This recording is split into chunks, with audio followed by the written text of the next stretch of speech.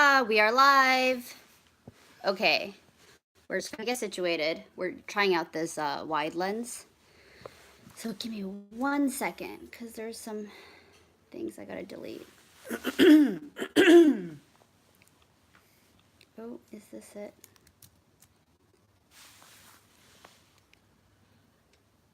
Live now. Great. Let's see. Whoa. Doesn't look as great as it should look, but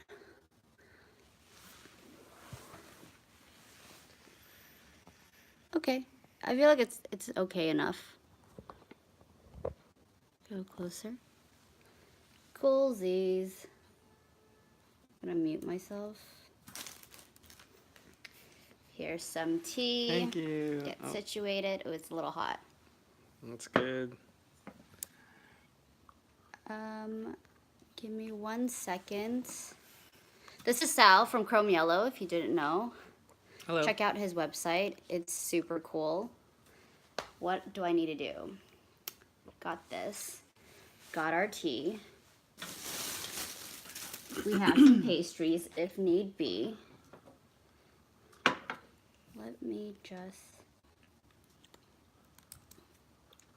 shout it out.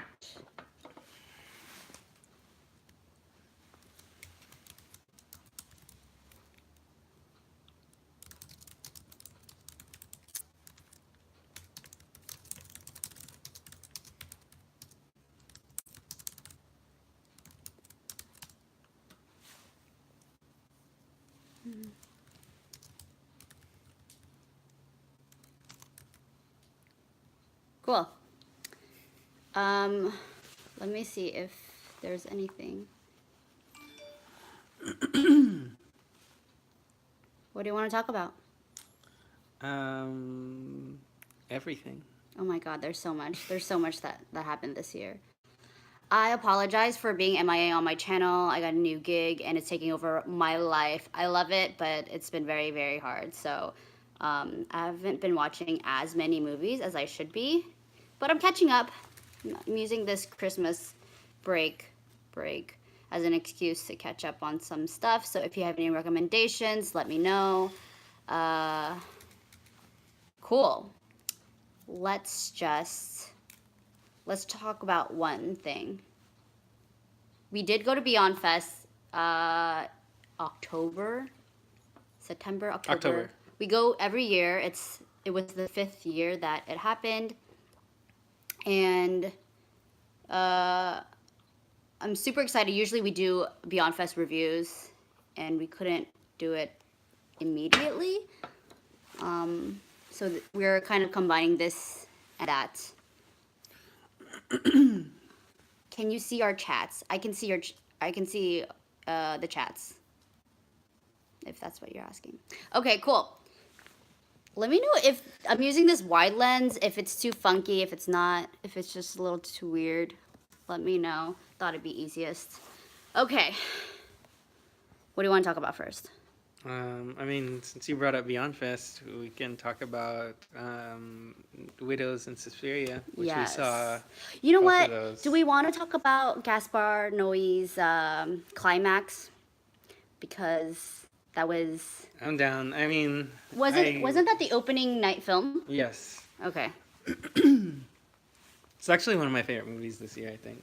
I'm kind of sad. I do have the Q&A with Sofia Boutella on my channel if you want to check it out, but I don't know if it has distribution, and that's why it hasn't come out yet. It does. It does. It's with A24. I don't know if it was delayed or not. Oh yeah.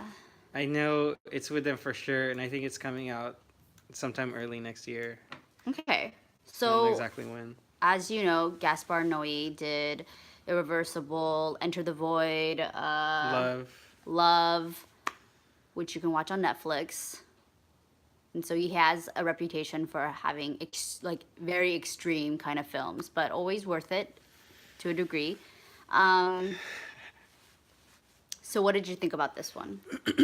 It's basically, I don't know if it's a true story. It's a true story about one crazy night.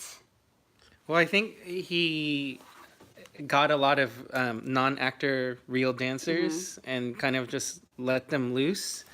And I, I don't know if it was improvised, but it's basically them, yeah, over the course of a night, and someone spikes the sangria, I think it is what it is, and then it just keeps devolving and getting crazier and crazier. And I think he really wanted to capture the nightmare-ish of that night, which I think it did perfectly. I think for me, the most notable aspect was the fact that there were extremely long shots, one takes. Oh, yeah, yeah. And that was really intense because you could not get out of that scene. It was continuously with you. Amazing job to all these actors who were able to act in that kind of moment for so long because they were really in it, which was kind of the amazing part. And so, yeah. And I mean, there's the music's like going on the entire time. It's pretty much like a full-on sensory assault, and it never stops, and it just keeps going and going, and just becomes like your worst nightmare in the best way. Yeah. In the best way. You can't really say too much about it.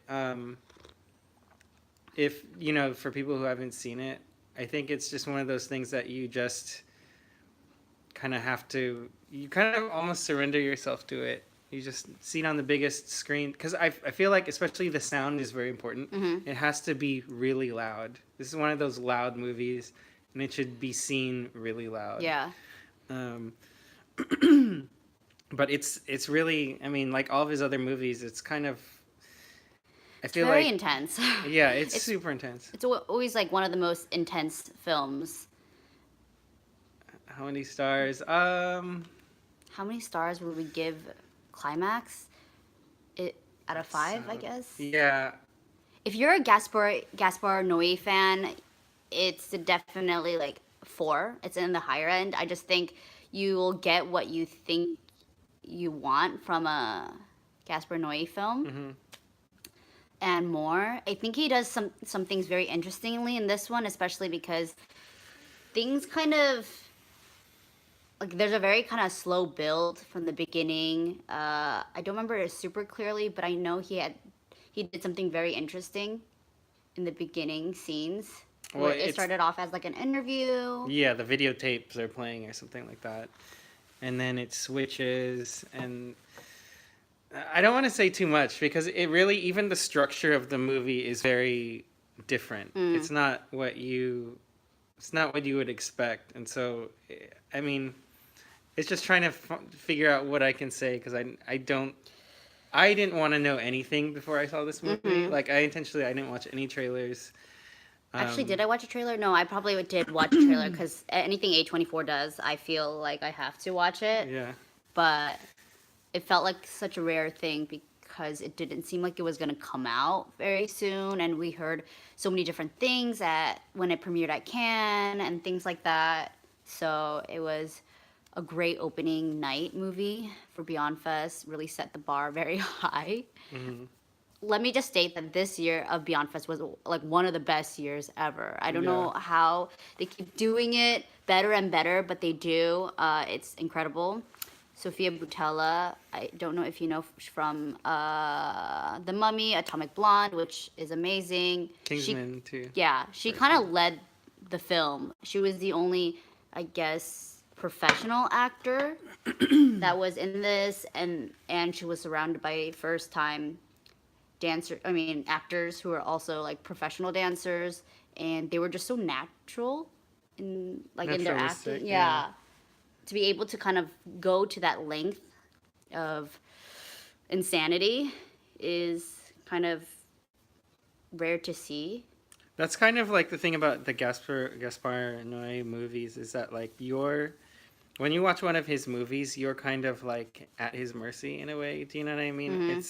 He like pulls you into these very intense situations that like your instinct is probably that you don't want to be there. It's so intense.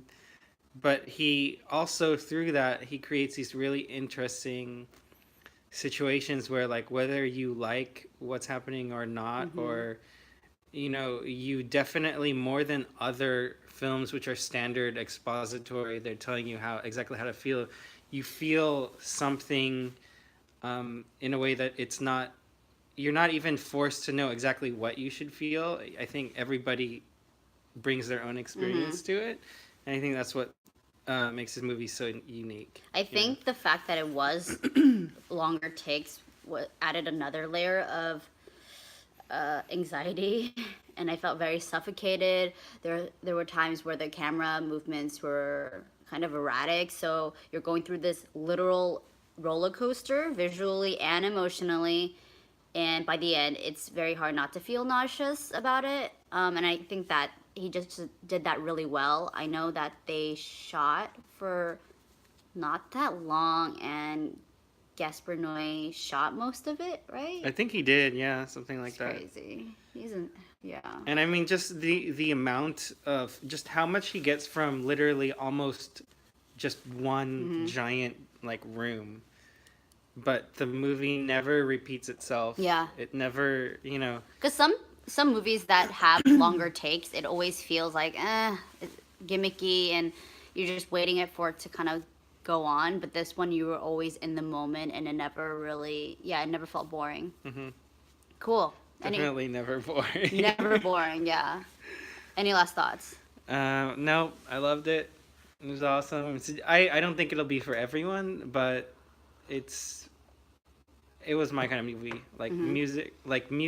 I very much like music, kind of based movies. So that really hit the nail on the head for me. So what's next? Suspiria. Luca Guadagnino's Suspiria, which is, I guess, a remake of Dario Argento's OG film from the 60s. Yeah. I did a trailer reaction for it, so go check it out. What can we say without... Yeah, it's another one. I mean, it's a remake, but I feel like because the only thing that he took was the concept. It's like dancers, an American dancer, this time in Berlin. She's in a foreign place, and but she has this innate talent. And then there's a couple of witches. Like he basically just took those ideas, but everything is completely different. The plot, the way that he shot it, the stories that he weaved into that concept, all completely different. It almost feels to me, in a really good way, it's more like a companion piece. If you like that original one, this movie does nothing to me to take away from that. But also, if you like that, you have a more... I feel like this movie expands on what you maybe what you liked about the original, but it doesn't demystify or it's not one of those movies that answers questions, but it takes you deeper into that world in a way. Yeah. I mean, I think for me, as like a big fan of the OG one, you always feel like apprehension, you're like skeptical about it, and it doesn't... You would think that it would use the same like color palette or like things like that, but he really made it his own, and it was so different in a way where like he really just expanded on the first one, because the first one was kind of hollow in plot. Yeah, I don't disagree. It was more of a like a base, and then Guadagnino just like went in and elaborated so much, and he brought so many new things to it. And I think there was that one news headline where somebody actually fainted. I think I remember what scene it was, and it was truly hard to watch. Hard to watch. True, like I had no words, and I felt nauseous, and I understand why they would end up feeling like that. So overall, I loved it. Loved the cast. Besides, I mean, sometimes Dakota Johnson, it's really hard for me to kind of get into her. But Tilda Swinton was amazing. I thought everybody else were just fit their character really well, and it took the movie in to greater lengths. Tilda's amazing. And I'm just trying to think. If you watched it, let us know. I know that some people are kind of talking about the ending, which is always questionable, but I guess I didn't mind it too much. I really enjoyed it. I actually got very scared from this. I like the themes that he used, the way he kind of unraveled the story. Mm-hmm. It really just, I don't want to say it's better than the OG. It's just different, and there's just so much more to the story. There's definitely more, yeah, like you said, more story, but also more depth. I feel like there's more substance Yeah. to it.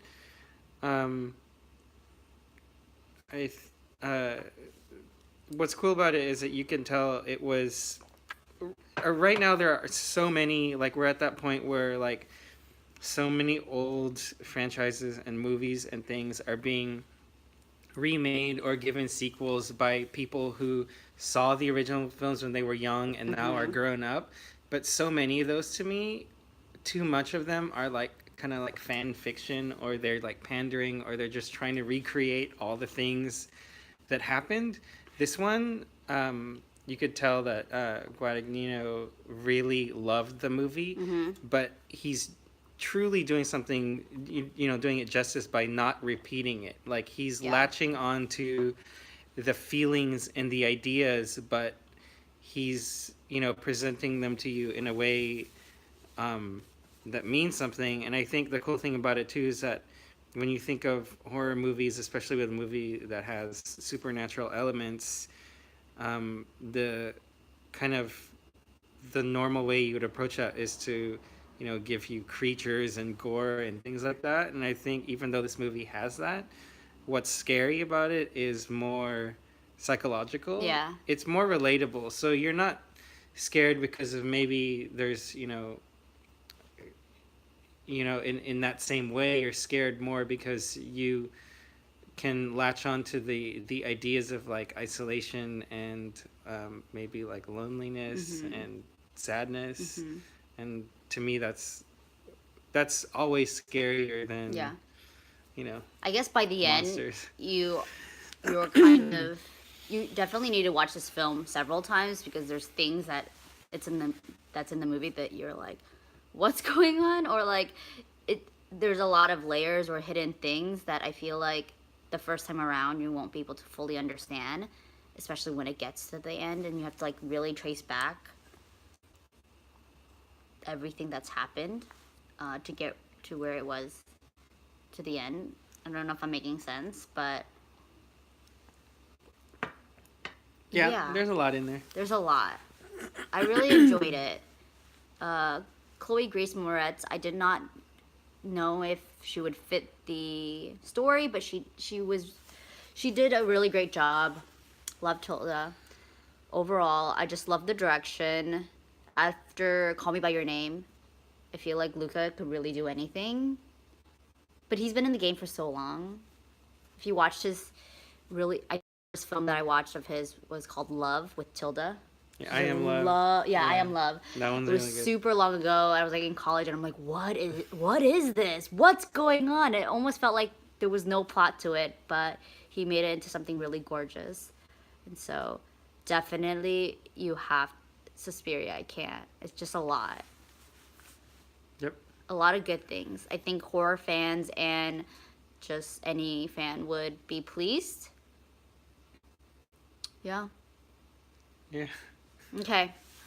So what was it? So at Beyond Fest, we watched. Oh my god! At Beyond Fest, we watched Climax, Suspiria, and then we watched Widows. Let's talk about Widows. Okay, cool. Feel free to come closer if you want. Me? Just kidding. I'm like, How close? We're gonna just do our reviews like this. so Widows is awesome. Widows was awesome. Steve McQueen, last film that he did was 12 Years a Slave, which was, I feel like 7 years ago. It's crazy. 12 Years a Slave, 7 years ago. Yeah. So Awesome. he came back with Widows. How So, can we explain? well, I mean,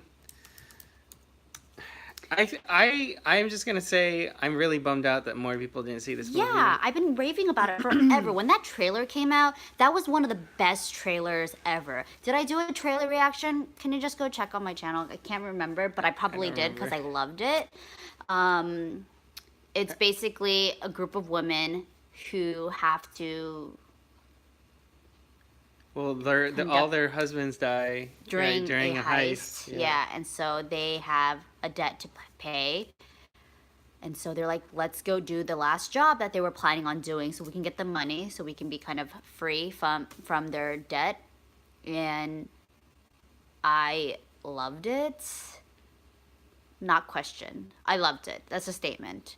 One of the best films of this year. Steve McQueen never really lets me down, so I was really excited to watch it, and then when we finally watched it, it was kind of a That's lot. good. Well, the thing about McQueen is that if you've seen his other movies, they're very I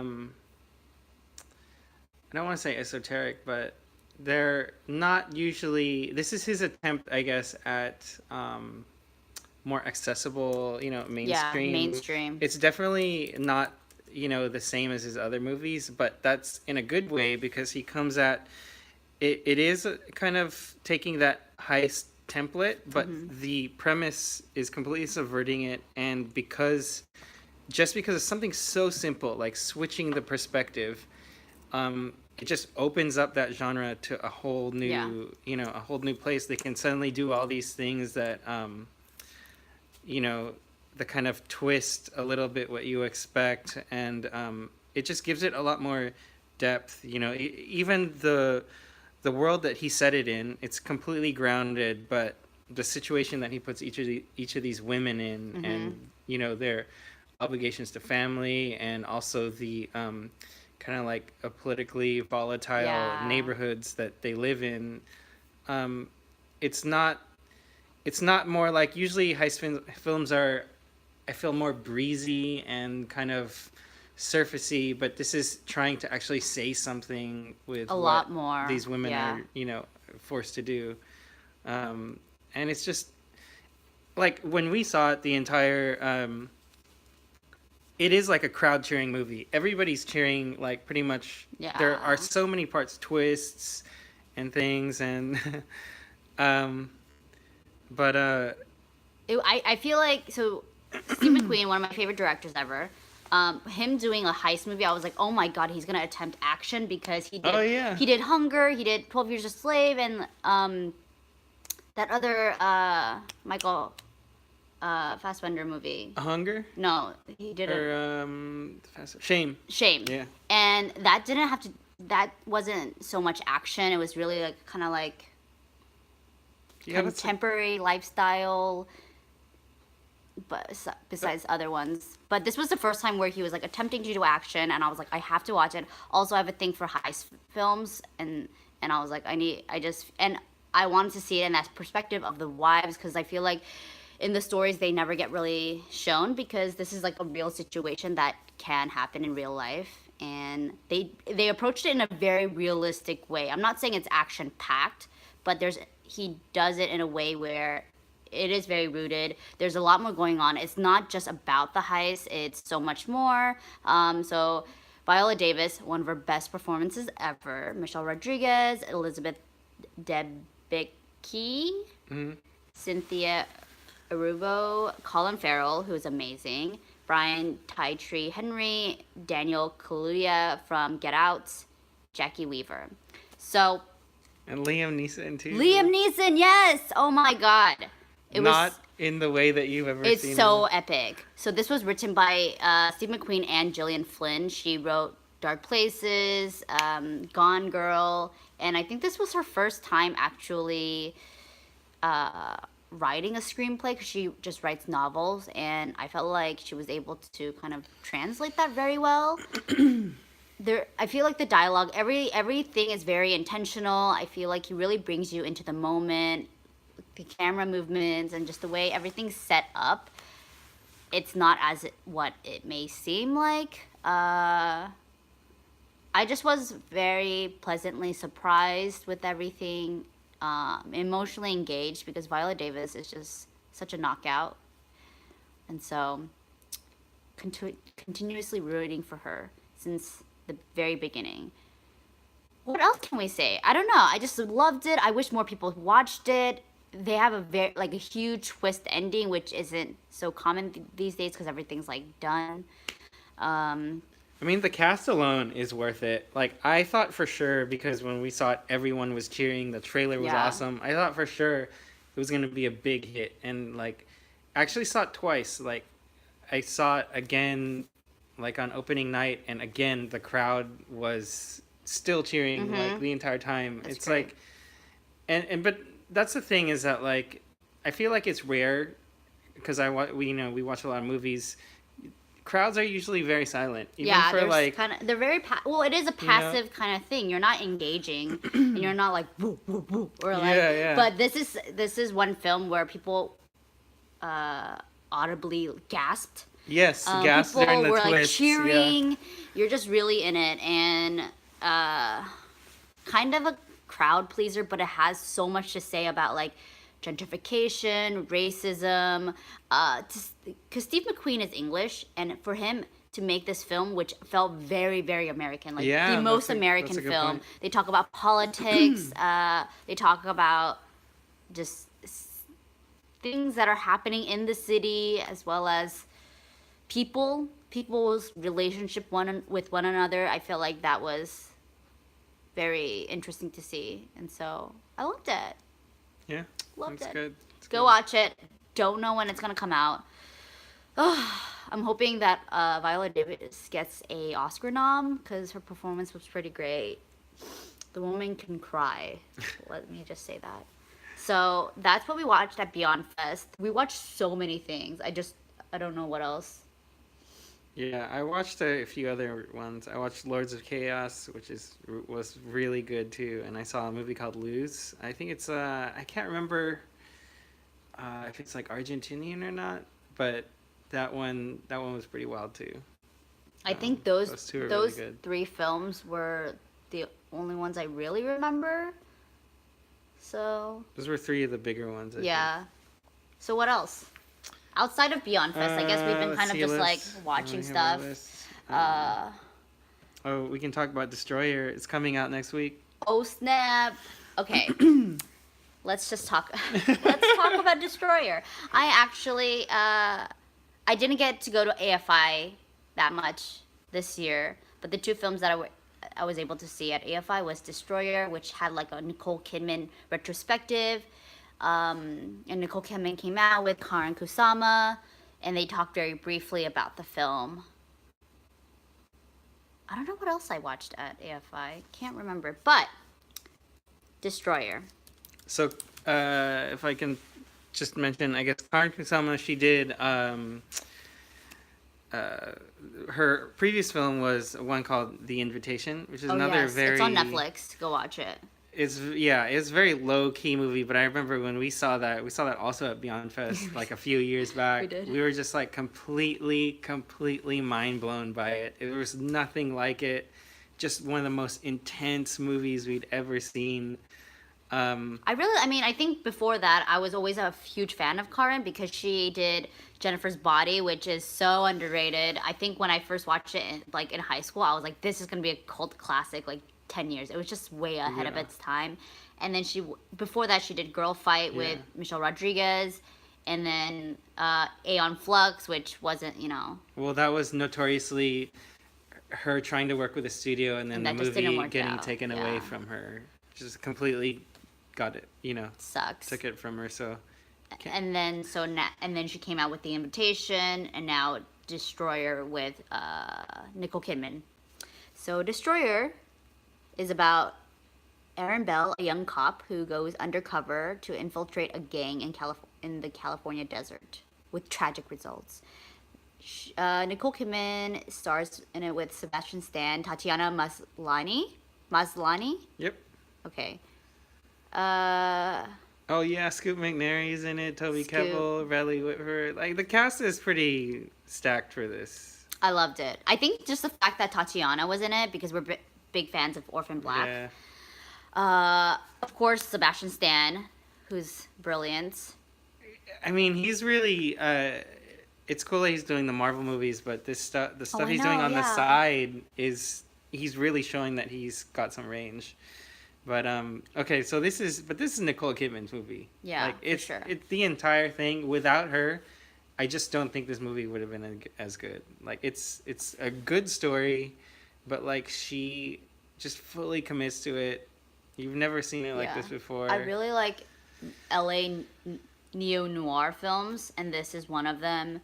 And some, of course, someone gets murdered, and she just like has to track back into what actually happened, which was awesome. I love when neo noir films play with time and have really, I mean, shady stuff goes on all the time, but it goes in. I think the trailer seems misleading because they really show you all the actiony parts, which there's a lot, but not to that extent. I think for like what Karyn does so well is more slow burning tension. She builds on like a lot of character development and history and kind of lays the foundation before she goes head in. Um, you've never seen Nicole Kidman like this. She's like they make her very wrinkly. She does not look like this in real life, so it feels like a very, I don't know, how do I say, it's like a transformation. Yeah, it's a complete transformation. But even, I mean, the movie, it's taking place in past and present at the same time. So there's a relationship between, her past self and her present self. And even that, she does that so well. But it's just cool because I think her character, Karyn was talking about when I saw it, she... in the Q&A, she was talking about how she's really drawn to characters as a director that you struggle with. Yeah.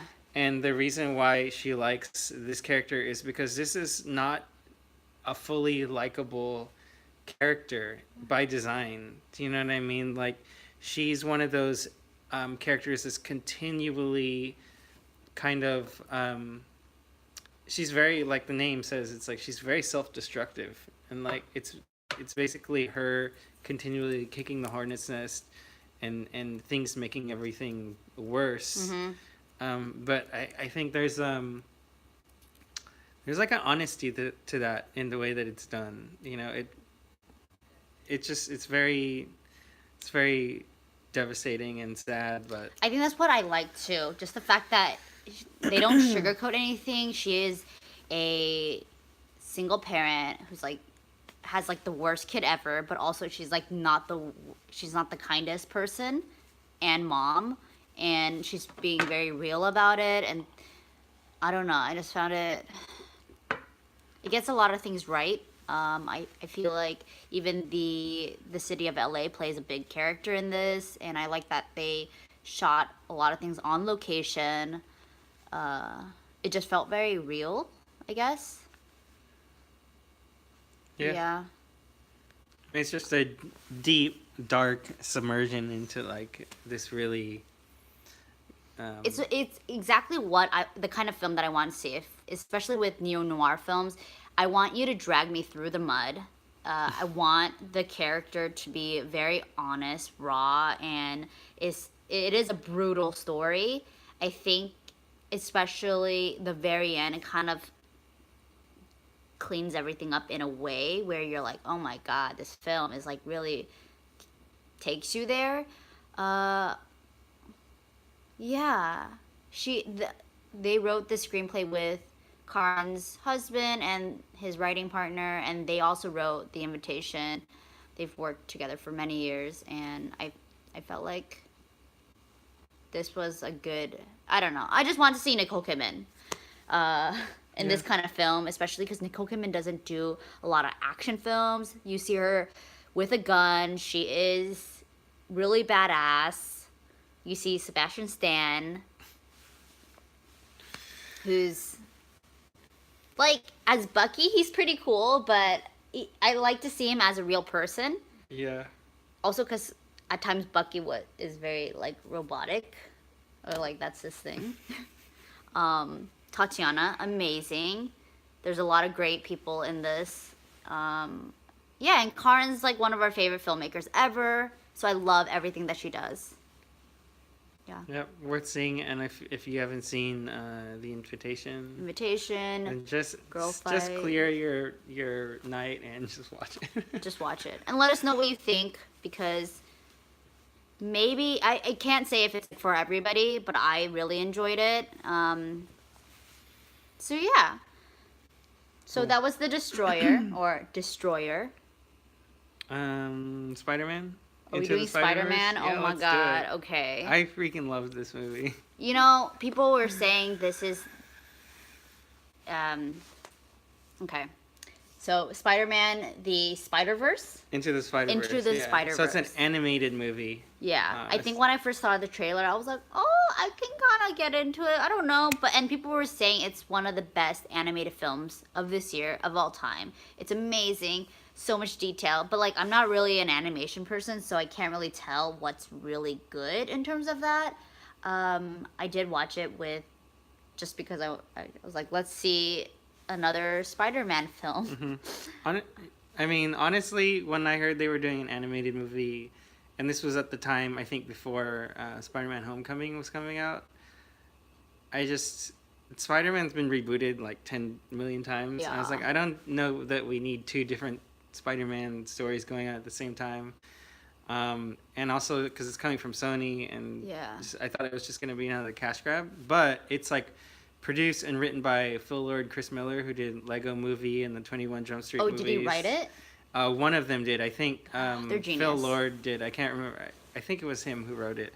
But anyways, needless to say, it's now to me, it's not only one of my favorite movies of the entire year, it's one of the best Spider-Man movies ever made. And that's because it's exactly my hesitation with it was that like, oh, another Peter Parker story. It's not another Peter Parker story. It's The thing is, based for me, around, I know it's based on the comic, right? And they kind Yeah. of are very true to that, right? yeah.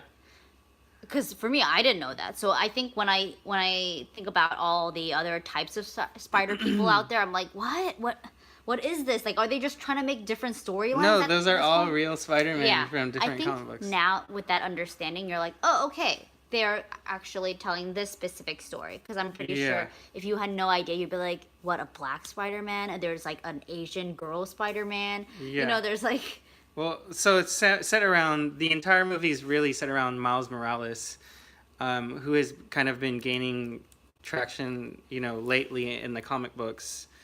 And they hint at him in Homecoming, actually. oh, I didn't watch it. Oh, You didn't watch Spider-Man Homecoming? I know, I Donald should've. Glover is he plays the uncle.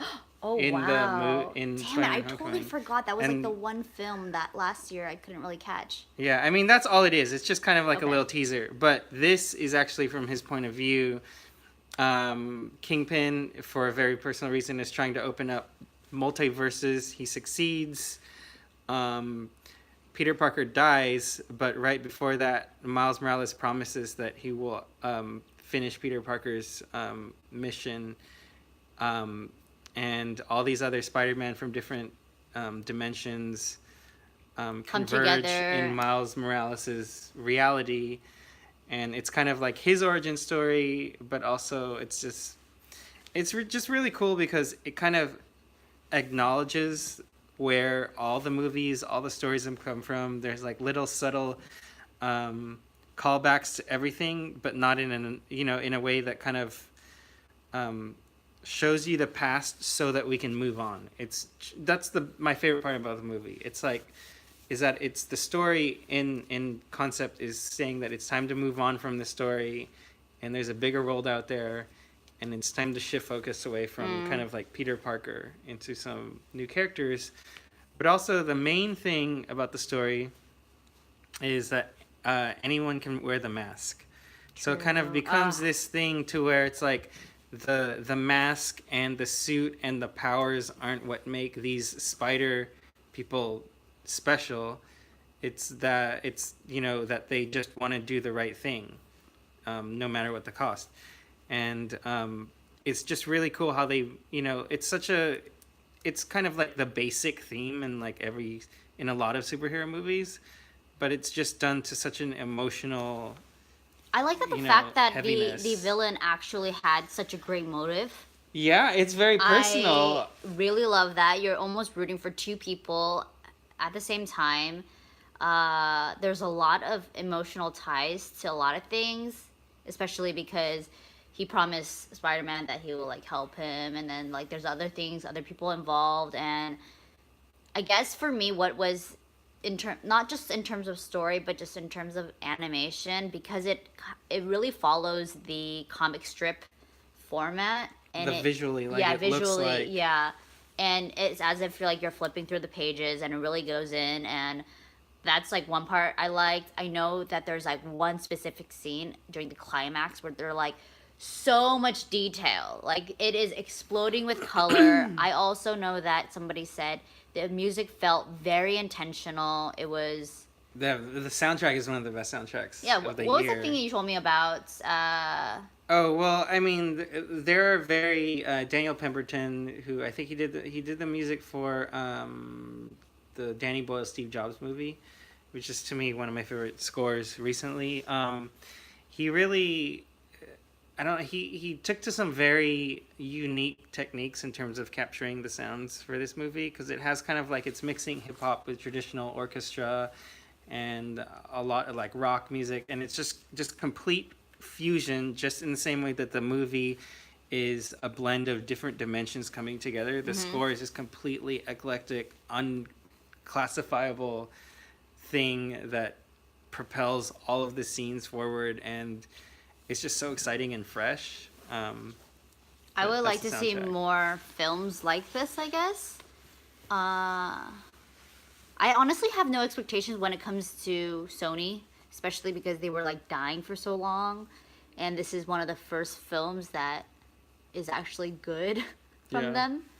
Yeah, it was really good. I mean, I don't want to spoil it. There's a scene that for sure choked me up in it, and it's For sure. It's Miles goes to buy a Spider-Man costume. Oh my god! Yes. And I'm not gonna say any more, but just what happens when he does that, and what is said to him when he. It was very cool. I just thought that was such a beautiful way to encapsulate his entire story and the entire Universe, kind of like the kind of concept of that Superman's always been this kind Spider-Man. of street level, relatable. He could be anybody, and that what happens in that one scene just like I think lays it out so clearly and so emotionally. But yeah, anyways, I freaking love that movie. So it's hard for me to say because I felt like I was just watching it just to watch it. But I really like the story. I mean, animation, I don't know. But I feel like it was really well done. But I have nothing to really relate it to say how like amazing the animation was. Besides the fact that I really liked it. Yeah. Story-wise, I feel like even if it was live action or animation, it would still be. The story is like really. It hits you. It's really deep because it's so encompassing, and it's really big and bold, and it does things that like a lot of other comic book movies are afraid to do. And like you said with the villain, how this is one of the few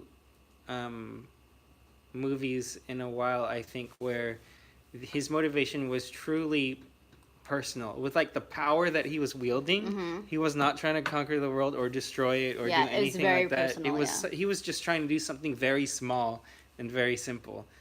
And which is I thought relatable. That was really, I thought that was really. It's not like cool. I'm gonna destroy the world like every other villain. It was. Yeah. Well, we can't say. I don't want to say what it was. But cool. What's next? I think this is our last one. We're gonna talk about Aquaman, right? Are we talking about Aquaman? Yeah, let's do it. We watched Aquaman the other day. James Wan, who is he was he did the Saw series, he did The Conjuring, he did Everything he does basically turns into like a spin-off multi-huge franchise. Magic Touch. He also said that he was not like a big horror person, but he made Saw and it just did so well he kind of ran with it, which is That's so funny. is amazing. Aquaman, as a huge ocean lover, and if you weren't even a big ocean person, I feel like visually it was insane. We watched it on IMAX, so it was like truly like in your face, massive. Like I felt like I was swimming with them. There was a lot. This movie is 2 hours and a half, maybe. Yeah, maybe more. It's a lot. It's the most extra movie of the entire year. It's a lot, but incredibly well done. So visually stunning. I felt like Jason Momoa was perfect for it. I have not really seen him in things before. I know Sal said he was in Game of Thrones. I don't watch Game of Thrones, sorry. So this was truly like the first film that I watched of his, and there's a lot of humor that comes very naturally. Amber Heard is in it. Patrick Wilson, who has been one of my faves. Nicole Kidman again. Nicole Kidman, yes, amazing. She's a goddess, true, like literal goddess in this film. William Dafoe, yeah. Which I always liked seeing him in superhero or like bigger movies because he's been kind of doing independent things, and he was also in Spider-Man long time ago. Oh yeah, that was awesome. So what did you think? Well, I mean, it's really fun. Like, my thing is, I absolutely hated Batman vs Superman and Justice League, and wow. I'm just gonna say it. So like this movie, I like that it's James Wan is like it's so silly and so cheesy, but at the same time, he fully completely commits to the insanity and craziness of it. And like while I was watching it, there was like no way I could not admire that. And like even just from a spectacle, very fun, point of view. I was just, I mean, we saw it at midnight. I was so tired. I was so tired. Like, it was a struggle to get through it. Not just because it was 2.5 hours. I feel like maybe if I watched it in the daytime, it probably would have been better. We, like, really fucked up by watching it at midnight. But, I mean, look, I had a giant grin on my face the entire time just because of how, like, genuinely crazy and silly it was. So and how it wasn't ashamed of that. And I mean, the scale of things is so huge in this. Like, it's amazing. By the time, like, it just every action scene just keeps getting crazier and crazier and crazier and crazier. And by the time you get to the end, it's just like full-on sensory overload explosion, and you're just like, what am I even watching right now? I know a lot of people think that, you know, for 2.5 hours, it should have been way shorter. They could have cut some scenes. It could have been shorter, but sometimes I think it's one of those Lord of the Ring things where it didn't feel like super long. Everything felt very necessary to the story in many ways. I think because I was so tired, I was like, oh my God, am I going to survive? But every plot point, everything that kind of happened, it felt like it should have been part of the story. I guess they could have broken it up to like part 1, part 2, I don't know. I didn't mind the length as much. It didn't feel like they were really dragging it on. I love the cast, love it visually. I felt like it did a lot of things, a lot of new things. I mean, it's just really fun. It's so fun. I think I want to watch it again, like obviously in the daytime, when I'm not so tired. I get off work really late, so now I can only watch movies super late at night, which sucks. But I'm glad that we were able to catch it. James Wan is a genius. I'm glad. I think when we got word that he was going to do it, we're like, whoa, he's going to do an action, like, superhero movie. He was able to utilize a lot of things. There was one scene where the camera was, like, going everywhere during fight scenes, which I found kind of interesting. Oh, like the long one takes? It was a lot of Yeah. That's his thing. He's always been really good at doing action. Like that's fully his. That's Is that his thing? Yeah, that's fully his thing to me. Like even in Conjuring, the scares, how he orchestrates, Oh, true, he's true, very true. good at like staging and just narratively plotting, like leading you through each scene. So like he's very strong with that, and like in that respect, in Aquaman, he does that really well. Truly call this an epic film. It's so like, grandiose, just massive in scale. Like I just kept thinking like, how did they make all this? There's a lot of details and a lot of things happening in the frame that is quite overwhelming. But it was cool. I don't know. And also, it's like just it's aggressively nerdy. Is And it? like I think it is. I think In it's what way? full on. Well, I mean, there's an octopus playing drums. There's a dress made of jellyfish. Is that nerd culture? I don't know. Well, it's not. It's just very silly. It's and like and not that nerds are silly. It's just it's what you expect from deep fantasy, driven stories. It's not something that you would expect from a big mainstream movie, that is trying to be cool. This movie to me is not trying to be cool. It It's trying is to be cool. fun. Like so that that's what I liked about it. Respect. Damn. Respect, James Love Wan. you, James. If you're watching this, James. Love you. I just want to talk about like one or two films. You can take a look. We could talk about this. Yeah. Talk about this. Talk about this. Talk about this. Dang, you want to talk about all this? I kind of want to talk about this one first. Okay. Come a little closer. If you have any questions for us, I guess we can take a question break. But we'll end up... You want to talk about this? Sure. Okay. Yeah, just ask your questions along the way and we'll kind of like splice it in. But, oh my God, we've talked about so many films right now. But we are going to talk about Jeremy Saulnier's Hold the Dark, which came out on Netflix. Super low key. Did not see many articles about it. Really love Jeremy Saulnier. There's a review of Green Room on my channel, as well as a trailer reaction. I'm pretty sure I feel like we've covered every Jeremy Saulnier film since the very beginning. I feel like, yeah, I truly watched every film he's ever made since Murder Party. Oh wow. Yeah. I haven't even seen Murder Party. I've seen the other ones. I haven't seen Murder Party. Very distinct memory of me literally getting the Netflix DVD in the mail to watch Murder Party, because that was the only way I could watch it. And that was his first ever film. He's been doing horror films ever since. And this is truly, like, when I heard about this, Hold the Dark, I think it's adapted from a novel. Yes, it is. And Jeremy Saulnier is just so good at revenge films that, I love revenge films. So I was like, let's watch this again. Screenplay is by Macon Blair, who is a longtime collaborator of his. Macon has actually turned into a director and came out with a film. I don't feel at home in. Yes. That one's really good, by the way. It felt very Jeremy Saulnier-ish. Like, I think he learned But so funnier. much.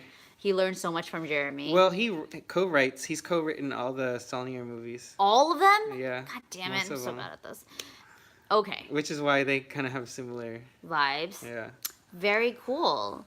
So this plot is summoned by a remote Alaskan village to search for the wolves that killed 3 children. A wolf expert soon finds himself unraveling a harrowing mystery. Feels very tame plot for what this is. You know it's a Jeremy Saulnier film because it has to do with very, very dark themes. Revenge. And it's the violence is so He brings on the violence. unflinchingly. And that's kind of what I want from a film like his. I want to see violence done in a very intentional way, even though, especially in this film, there was a lot of those moments. It didn't feel too much. this cast Jeffrey Wright as the guy, Rilo Kyo. Riley Keough. She's done a lot of great things. She was in Love Song, which was one of my favorite films of this year. No, wait, last year, 2 years ago. What's his face? Alexander Skarsgård is in it. There's a lot of great people. Julian Black Antelope. I like that this film felt very mystic. There felt like there was a lot of history to it. It took you to a very specific place and had very specific culture to it. It wasn't just like a one note, we're going to Alaska and talking about the wolves. It was a story that was rooted in realism, and there was a lot of people backing those stories up, and it felt very detailed and rich. Well, the thing about it is, I'm not gonna lie, it's just not a movie that you can understand completely the first time you watch it. I remember when the end came up, I was like, well, I don't really get all this, but I know that that's kind of the point. Yeah. I know that it's based a lot on it's based on a book, and a lot of the things that are in there are hinted very subtly in this. But by doing that, he creates this kind of a more like immersive kind of experience where you're kind of the movie is very primal. It is very about like primal, like instinctual emotions that you don't think about every day, but maybe, you know, like it's about people falling back on who what their true nature is. And I think in not having to over explain it or sell it really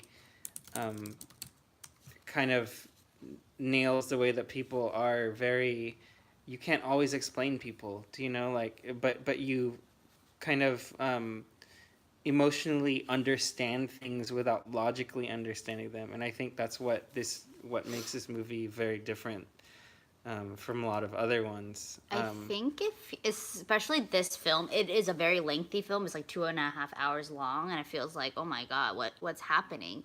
But I think, I don't know, like it was one of those films where you're like, oh my god, what the hell is going on? It really starts off in one place and evolves into something completely different. So by the end, that you really have to like search and Google like what actually happened, and he elaborates on it more in an interview, which makes you want to rewatch it because there's a lot of things that you might have missed that are like, I don't know. I feel like, especially in this film, I feel like if he just elaborated a little bit more, I think we could have gotten it. But I think he was so loose, and he took us on. He just gave us a lot of freedom to actually like think about like what is happening. A lot of great action scenes in this film. One of the most insane, I guess, gun shootout scenes. Oh yeah, like with like I think with like a double-digit body count. It's like insane. It was a lot. I never thought he would spend so much time on Killing people. one scene, but it was very well worth it. Was not disappointed. I feel like out of all of his films, because we watched so much of his filmography, this one felt like the most dense. Like there were just so many more layers to the story, and I like that it talked about like Native Americans and their culture and like kind of their mythology that was like part of the story, part of the land. Just a lot of, it talks a lot about the darkness of humankind, and yeah, he just did that really well. So to me, it was like one of his films that I felt like one of his best films. But also like every film of his is pretty great. Yep. Right? Yep. Hold on, I feel like it's getting really dark. I'm just gonna turn on the light. Is this blinding? Ah! Oh my god, you can see it so much better. Super yellow. Okay. Wait. Are we gonna talk about one more and then we're done for it? Yeah, that's fine. I feel like no one's gonna be able to watch this. It's playing right now. Is it? Yeah, it's at AMC. Okay. But no one knows about it. Let's talk about this film because I feel like maybe people will do reviews on it, maybe not. So we should talk about Vox Lux. Cool. Cool. Vox Lux. So this is Brady Corbet's. Is this his directorial debut? I feel like. And it's starring Natalie Portman, and there's a lot of Oscar buzz about her performance. Which I don't think it's all warranted. I feel like I've seen her do way better. Really? I thought she was really good in this. She's great. I love her. She's one of my favorite actresses. But out of everything that she's done, I feel like this was pretty good. It wasn't mind-blowingly great. I felt like she was a great person for this role. But okay, so Celeste is a 13-year-old music prodigy. Don't say too much. Who, okay. Well, yeah, don't say that. Well, it's because they're keeping that a secret. Like, it's there. You can Google it, but it's not in the trailers or anything. Okay, but anyways, so she. Okay. There's a tragedy when she's a teenager. There's a tragedy. Something really crazy happens. She survives, and she kind of becomes this big, larger-than-life pop star. And the movie is told in 2 acts. Usually films are, most stories are 3 or more, but there's only 2 halves to this. Is when she's a teenager and she's dealing with, what happens there. And then as an adult, years later, when she has a kid of her own and she's kind of juggling her, oh, wait, didn't we watch this? Wait. We watched it at AFI. Okay, we watched it at AFI. Brady Corbet. Sorry. Oh my god. Why do I call Brady and Natalie showed up. Yep. Okay, and I think he explained that it was intentional that most of the plot takes place during her teens and then after when she's an adult, because all the in between stuff you kind of already can guess what may happen. Mm-hmm. I felt like he did so many innovative, he was really, when people say ambitious, it almost sounds like it's a bad thing. When people are this, he was trying to be so ambitious, or this was an ambitious film. I can say that in a good way. He did a lot of things that felt very new and bold. I guess overall the film could work, could not work. But I like it when, I think because we watch so many films, we like it when people are very experimental and kind of go to places and do things that haven't been done before. And that's what he does in this film. Especially from right from the very beginning scene to the opening credits to just everything. The way the shots are laid out. Sometimes it felt very European. I don't know what makes it European, but it felt like it. Even though this is a distinctly American film, in a way. It's an American snapshot for sure. Yeah. And this is the thing about the story. It's not a normal story that goes from A to B to C, where it's we're gonna follow this character and go through here. It's also, it's not just about her character. It's kind of about the times that she lives in, and those times are right now. Yeah. And so he's pulling all of these things that are kind of happening around us, and you're kind of seeing it in this new context, which is very interesting, and that's what makes it it. I don't know if you'll be able to see it in too many places, but if you get a chance to watch it, if it's near you, obviously watch it, because it's one of those films you really have to talk about because it feels so fresh. And I really like the story in different ways. I don't want to talk too much about it because I know there's very inventive things that if I said it out loud, it may almost seem like, I don't know. It's something you have to watch and then you'll kind of get it. But I like that it just, I don't know. What can I say? That it feels very like, it has a very surrealness to it, even though they take a lot of real life themes that are traumatic. Yeah. I kind of loved it in a weird way. Even though a lot of people were like, oh, mixed reviews, I get it.